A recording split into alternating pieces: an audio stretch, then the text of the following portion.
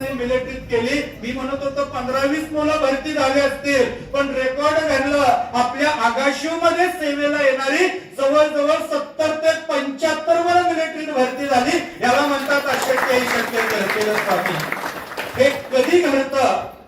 आपली श्रद्धा, आपली निष्ठा ज्यावेळी स्वामींच्या चरणाशी कितीही संकट आली तरी ढळत नाही, त्यावेळीच हे चमत्कार घडतात. लक्षात ठेवा.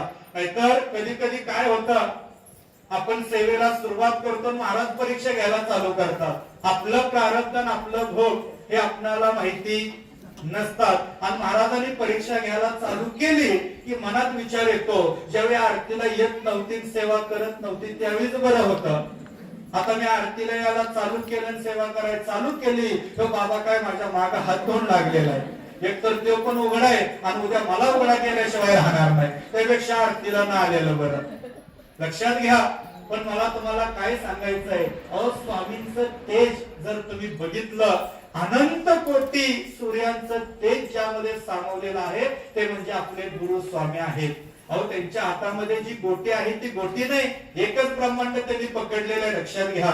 मला तुम्हाला काय सांगायचंय, आपल्या आगाशीचे अनुभव जर आपण सांगायला लागलो तर वेळ पण पुरणार नाही आणि दिवस पण पुरणार नाही. लक्षात घ्या. फक्त काय होतंय, आपण खर तर ज्या सेवा सांगायचा प्रयत्न करतो किंवा आपण ज्या सेवा सांगत असतो ह्या तुम्ही किती प्रमाणात विश्वास ठेवून करता यावरती ते सगळे अनुभव आणि खर तर प्रचिती आपल्याला येत असतात. एका तर डीवायएसपीचा अनुभव आहे. खरं तर आता काही गोष्टी अशा असतात की त्या बोलायच्या नसतात. लक्षात ठेवा. कारण काय होतं, थोडस मग ते व्यक्तीचं पण थोडं नाव खराब होतं किंवा बाकीच्या गोष्टीचं सुद्धा आपल्याला काही बंधन पडतं. पण एक असा अनुभव डीवायएसपीचा खरं तर तुमच्या माहितीसाठी सांगतो, कारण नसताना त्यांच्यावरती कुरकुरी झाली आणि जेलमध्ये गेले डीवायएसपी. लक्षात घ्या. परंतु आता ते मागच्या 2-3 दिवसापूर्वी आपल्या नवनाथ पारायणाच्या अगोदर जोडीने इथे येऊन गेले.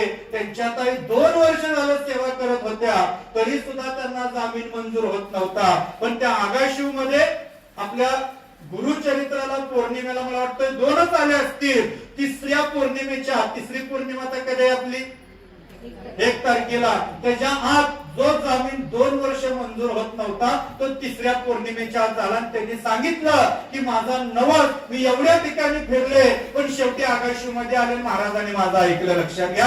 याला म्हणतात अनुभव. तुम्ही इथं या सेवा करा. आपलं दरबार खरं तर सकाळी 6 पासून रात्री 9-9:30 पर्यंत चालू असतो. तुम्ही पुण्या मुंबईत जरा जा, दुपारी 2 ते 4 कंपल्सरी केंद्राला कुलूप घातलेलं असतं. पुण्यातल्या असतात सेवेकरताना तुम्ही विचारा. आपण इथं ज्या हवनाच्या सेवा घेतो, भैरव चंडी पारायण, तुम्हाला 500 रुपये घेतल्याशिवाय सेवेला एंट्री नाही. लक्षात घ्या. फक्त आपण काय केलंय, सर्वसामान्य लोकांसाठी खुलं केलंय, पण आपल्याच लोकांना त्याचं आता काय झालंय, महत्व राहिलं नाही. लक्षात ठेवा. राहू नाहीतर न राहू, शेवटी हा तुमचा प्रश्न आहे. पण खर तर प्रश्न खरोखर ज्यांचे आहेत ते इथं येतात आणि महाराजांच्या आशीर्वादानं संकटमुक्त होतात. असे कितीतरी अनुभव व्हॉट्सअपला आपण टाकत असतो किंवा इथं येऊन लोक सांगत असतात. आमच्या पल्लवीत कितीतरी व्हिडिओ इथे येणाऱ्या सेवेकऱ्याच्या करत असतात. लक्षात घ्या. आता तुम्हाला त्या माहितच आहे. म्हणजे प्रत्येक सेवेकऱ्याचा अनुभवाचा व्हिडिओ त्यांना म्हणले जेवढे होते तेवढे करा, जाऊ द्या सगळीकडे, हरकत नाही. मला तुम्हाला काय सांगायचंय, आज हे अनुभव कशासाठी, त्यातनं शिकायचं काय, सेवा केल्यानंतर केलेली सेवा वाया जात नाही. लक्षात घ्या. म्हणून तुम्हाला सांगणं आहे, आज आपला दरबार, आज या ठिकाणी स्वामींनी जे नियोजन करून घेतलेलं आहे, आपण खरं तर लक्षात ठेवा, थेंबे थेंबे तळे साचे या उक्तीप्रमाणे हे नियोजन केलेलं आहे. फक्त आगाशिव मधल्या सेवेकरांनी एकच कळकळीचं सांगणं लक्षात ठेवा. मी मागच्या वेळी पण सांगितलं होतं, आता पण सांगतोय, भले तुम्ही काय करा अगर करू नका, पण लोकांपर्यंत खऱ्या अर्थानं स्वामी सेवेचं महत्व तुम्ही पोहोचवा. कारण लक्षात ठेवा, जे काम महिला करू शकतात, मी दरवेळी सांगतो, ते पुरुष करू शकत नाहीत.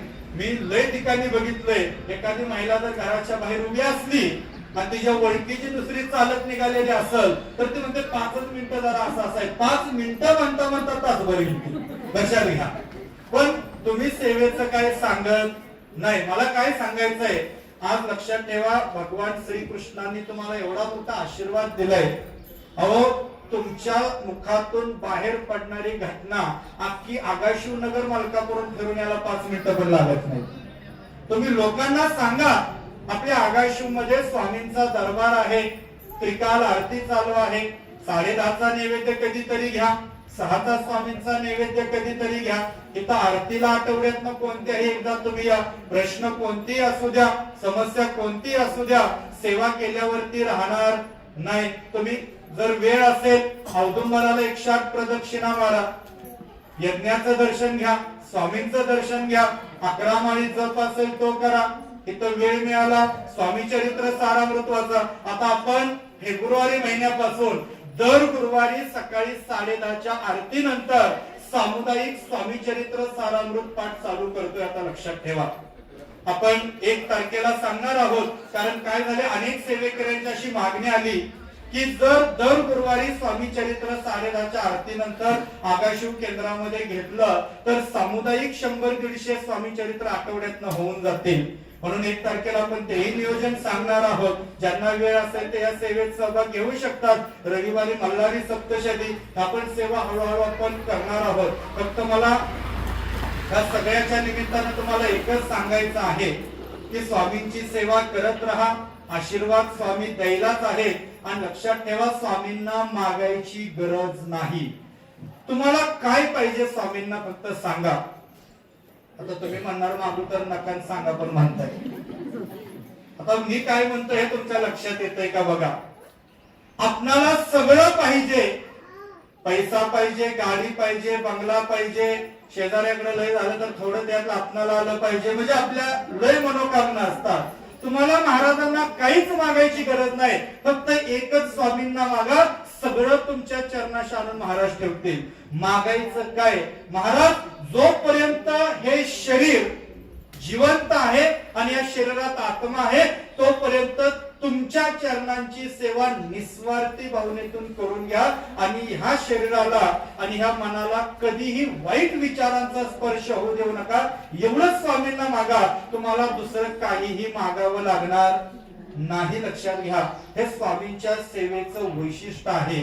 म्हणून तुम्हाला सांगणं आहे, आपण जेवढी सेवा करू तेवढी कमीच आहे. परंतु संसार करत परमार्थ करायचा आहे, कुटुंब चालवत परमार्थ साधायचा आहे. म्हणून तर स्वामी स्तवन मध्ये सांगितलंय, असोनिया संसारात प्राचीन तव नामामृत, प्रपंच आणि परमार्थ तेने सुगम मज लागी. खरं तर ह्या उक्तीप्रमाणे आपल्याला हे कार्य करायचं आहे.